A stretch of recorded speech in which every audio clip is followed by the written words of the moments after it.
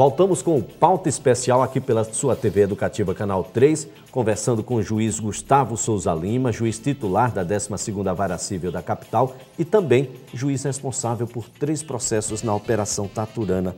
Bom, doutor Gustavo, nós tivemos um ingresso aí de prefeito Cícero Almeida, também o deputado petista Paulão e a ex-deputada pelo PSB Maria José Viana. Essas pessoas fazem parte de algumas ações que o senhor está agora analisando? Não, veja bem, é bom que esclareça que a Operação Taturana é uma operação global, digamos assim, né? Envolve várias pessoas, envolve um inquérito policial federal que só de relatório tem mais de 1.054 páginas, envolve diversos fatos atribuídos a essas pessoas. O Ministério Público, desde o desencadeamento dessa operação, ele vem fracionando as atitudes e os fatos e, mediante esse fracionamento, ele vem demandando ações reiteradamente contra essas pessoas envolvidas, a depender daquilo que ele tem em mãos decorrente da própria operação policial. Então, a operação policial serve de base, do ponto de vista probatório e fático, para dar suporte para que o Ministério Público promova as ações. Então, ele vai fracionando essas demandas. Então, ele pega um fato, como no meu caso, as 2 ações que estão comigo.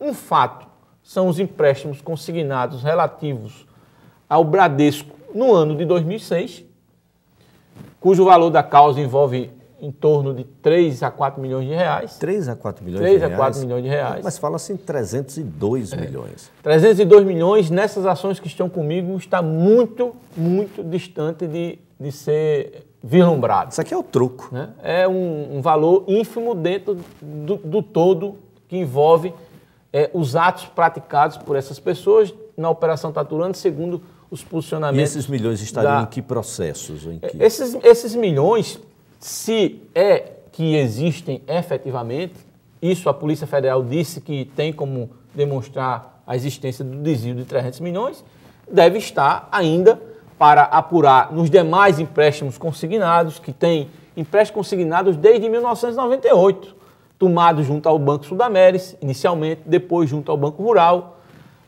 junto ao Banco Bradesco e nos últimos períodos perante a Caixa Econômica Federal. Então você tem empréstimo consignado aí de 4 bancos envolvidos durante vários anos. O que está sendo apurado comigo até agora é só um ano, que é o ano 2006, do Bradesco. Então os outros anos essas documentações devem estar com o Ministério Público ou com a polícia e eles estão avaliando da necessidade ou não, ou da condição ou não de fazer as demandas. A outra ação que está comigo envolve a Folha 108, né? Que tem um valor mais expressivo, mas muito distante desse valor de 300 milhões. Então é bom esclarecer que essas demandas elas são fracionadas. Então a Operação Taturana nessas 2 ações que estão comigo não envolve os 300 milhões de reais, porque isso tudo está lá no bolo todo do inquérito policial que está sendo fracionado e à medida que o Ministério Público tem condições de apurar essa prova, verificar os envolvidos, ele vai promovendo as demandas de forma paulatina. Então, demandou inicialmente essas 3 ações que estão comigo, depois demandou mais 3 que envolvem outros fatos, como compra de casa, compra de carro, etc. Ações essas que eu redistribuí, e agora está demandando contra esses 3 novos envolvidos por fatos que estão também sendo apurados. Então, essas ações... Prefeito Cícero Almeida, o deputado Paulão... Deputado Paulão, o prefeito Cícero Almeida e a ex-secretária Maria José Viana, essas pessoas foram demandadas nessas ações novas e essas ações novas não vão ser direcionadas para mim diretamente e não podem ser, porque afrontaria a Constituição, só porque envolve a Operação Taturana. Porque só tem condição, tecnicamente, de você distribuir por dependência uma demanda quando você tem causa de pedir e pedidos equivalentes.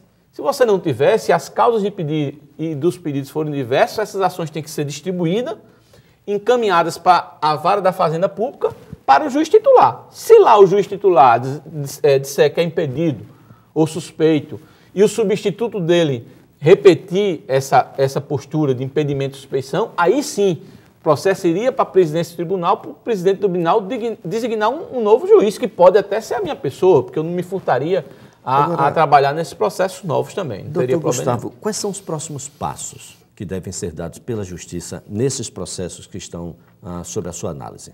Nesses processos que estão sob a minha análise, o passo mais importante agora é a gente conseguir fazer a instrução processual, né?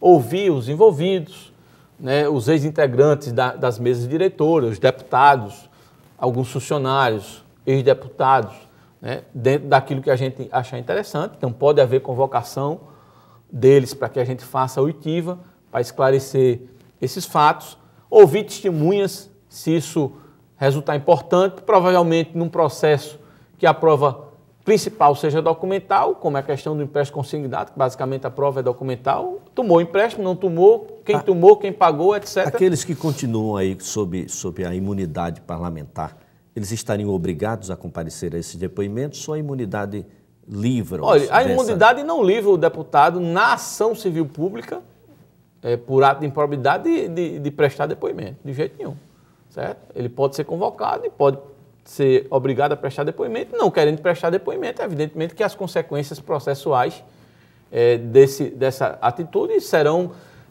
consideradas pelo juiz na hora que for julgar e na hora que for decidir, né? O interessante é que compareça, preste esclarecimento, diga os equívocos que foi cometido ou negue esses equívocos, né, para que a gente tenha uma solução o mais justa possível, independente dos envolvidos. Porque o papel da justiça não é condenar necessariamente. O papel da justiça é fazer justiça, no caso concreto.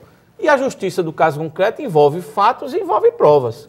Imaginando então eu não terei, só concluindo, eu não terei nenhum receio de amanhã deixar de condenar um deputado A ou B se o processo não me trouxer elementos de prova suficiente para condená-lo.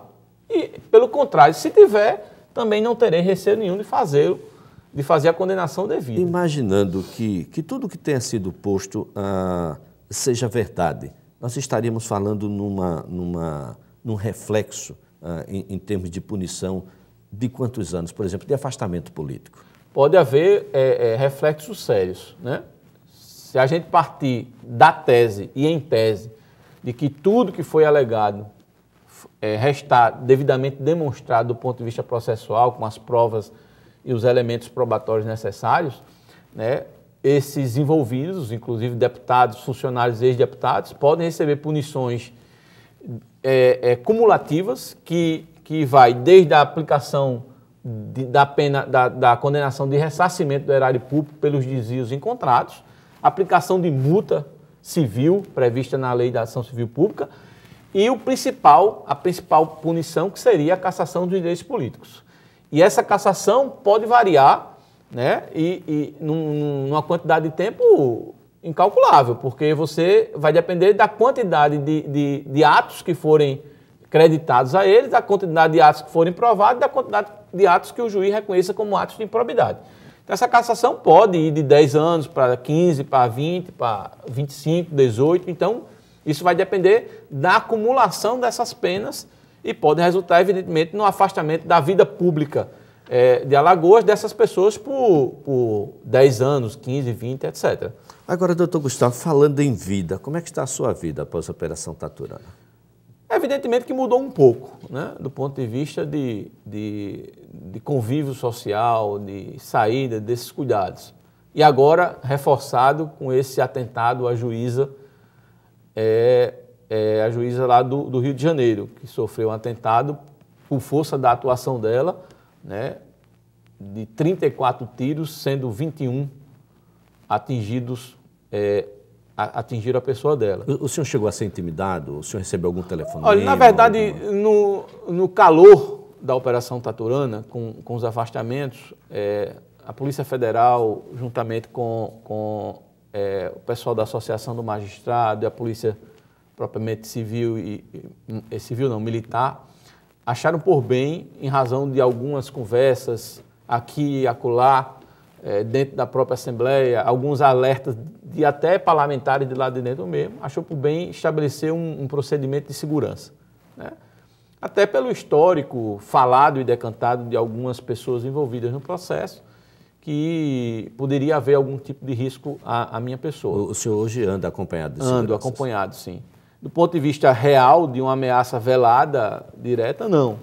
Mas a preocupação, o alerta nacional com a morte da juíza Carioca é de quando as coisas parecem estar calmas, é a hora mais perigosa. Né? O senhor teme, então, pela sua vida? Eu não diria temer pela minha vida, mas preocupado com a situação, nós ficamos, evidentemente. Né? Não tenho medo, eu acho que o meu papel é um papel de magistrado. O magistrado, às vezes, acha que em um processo desse o problema é grave, às vezes você decide um despejo, você decide uma indenização, você condena alguém a pagar uma quantia muito grande, uma empresa você dissolve e afasta um sócio, alguma coisa assim, e às vezes o risco é até pior, porque mexe no lado financeiro, mexe no bolso das pessoas, mexe na dignidade delas, não obstante seja justa a decisão, e essas pessoas podem amanhã praticar um atentado contra o magistrado. É mais difícil, evidentemente, mas pode. Então, o risco do magistrado ele é constante. Evidentemente que há riscos e riscos. Como a ação da Operação Taturana é uma ação de uma dimensão muito maior, que envolve muitos interesses, né, econômicos, políticos, etc. Você imagina uma cassação de direitos políticos de uma pessoa por 20 anos. O sujeito vai ficar fora da vida pública há 20 anos. Ele praticamente foi aniquilado. Né? Da vida foi aniquilado da vida política. Né? E de todos as benesses e os acertos e os ajustes decorrentes dessa condição política. Esse é um processo que deve demorar então, isso é muito complicado. Ainda.